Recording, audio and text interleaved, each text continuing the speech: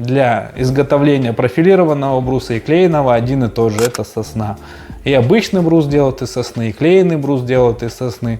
Теплопроводность достаточно плохая у сосны. Ну, то есть в любом случае по расчетам не хватает для того, чтобы оставить дом без утепления. И тот, и другой материал надо утеплять снаружи и обшивать, даже если у вас толщина стены 20 сантиметров. Но так как брус дорогой, вы изначально переплатили, люди обычно просто готовы мириться с большими расходами на отопление и ничем не зашивать, ничем не утеплять дом, оставить так, как есть.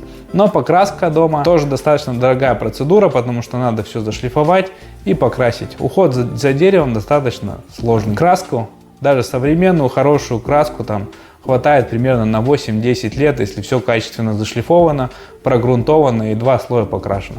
Через 8-10 лет вам снова надо красить. Покраска дома от 300 тысяч примерно вместе шлифовки.